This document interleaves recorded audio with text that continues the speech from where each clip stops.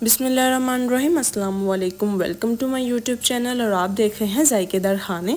उम्मीद है आप सब खैरियत से होंगे, खुश होंगे, आबाद होंगे। आज हम आपके लिए लेके आए हैं रमज़ान स्पेशल कस्टर्ड की रेसिपी। उम्मीद है आपको हमारी ये रेसिपी बहुत पसंद आएगी। रेसिपी को जानने के लिए वीडियो को एंड तक लाजमी देखिएगा और अभी तक आपने हमारे इस चैनल को सब्सक्राइब नहीं किया तो कर लें और बेल आइकन को क्लिक कर लें ताकि टाइम टू टाइम हमारी न्यू से न्यू वीडियो आपको शेयर होती रहे। आते हैं हम कस्टर्ड की अपनी रेसिपी की तरफ। मैं दूसरी तरफ एक पैन में थोड़ा पानी डाल लूँगी। मैं अभी जेली बनाने लगी हूँ। आज आप जेली का जो डब्बा लेंगे उसके पीछे क्वांटिटी लिखी होगी कि पानी की कि हमने कितना पानी ऐड करना है। उसी क्वांटिटी के हिसाब से मैंने भी पानी ऐड किया है। अब इसको हम अच्छे से मिक्स कर लेंगे। इसके जो पार्टिकल्स हैं जो अच्छे से जेली के वो अच्छे से मिक्स हो जाएं। हमारी जेली तैयार हो गई है, 1 मिनट में ही तैयार हो जाती है। साथ ही हम इसको बाउल में निकाल लेंगे और 5 से 10 मिनट के लिए हम इसको फ्रीज़र में रख देंगे ताकि हमारी जेली ठंडी हो जाए। दूसरी तरफ साथ ही हम फिर पानी ऐड कर लेंगे क्वांटिटी के हिसाब से। अब मैं रेड कलर की जेली तैयार कर रही हूँ। अब मैं इसको फिर ये पूरा पैकेट जेली का ऐड कर लूँगी और इसको अच्छे से मिक्स कर लेंगे ताकि इसका एक एक पार्टिकल अच्छे से हमारा मिक्स हो जाए।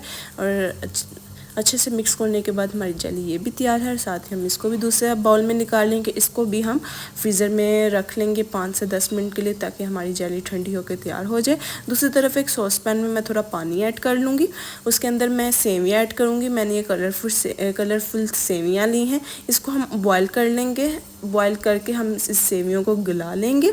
साथ ही हम दूसरी तरफ एक बाउल में थोड़ा सा दूध ऐड कर लेंगे और कस्टर्ड ऐड करेंगे। मैंने 6 से 7 चम्मच ऐड किए हैं। मैंने रफ़ान वालों का कस्टर्ड मैंगो ऐड किया है, आप किसी भी कंपनी का यूज़ कर सकते हैं। अब इसको हम अच्छे से मिक्स कर लेंगे। इतना अच्छे से मिक्स करेंगे ताकि हमारा कस्टर्ड अच्छे से मिक्स हो जाए। थोड़ा सा कोई भी पार्टिकल इसके अंदर ज़रात ना रहे घुलने वाले।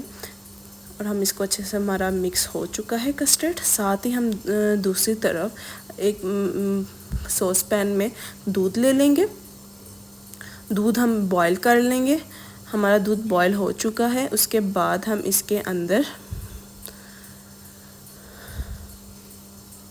इलायची ऐड कर लेंगे। अब इसको हम अच्छे से मिक्स करेंगे और थोड़ा सा और उबालेंगे इलायची के साथ भी। इसके बाद हम इसके अंदर चीनी ऐड कर लेंगे। मैंने थोड़ी सी 2 से 3 चम्मच मैंने चीनी के लिए हैं। आप चीनी उसी हिसाब से डालिएगा जितनी आप लोग खाते हैं अपने हिसाब से।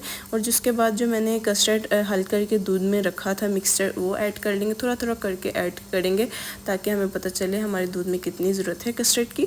देखिए माशाल्लाह हमारा कस्टर्ड गाढ़ा हो चुका है। साथ ही हम अब दूसरी तरफ आते हैं। मैंने एक बाउल में थोड़ा फ्रूट्स कट करके रख लिए थे। मैंने सेब ऐड किए हैं, अंगूर ऐड किए हैं और बनाना ऐड किया है।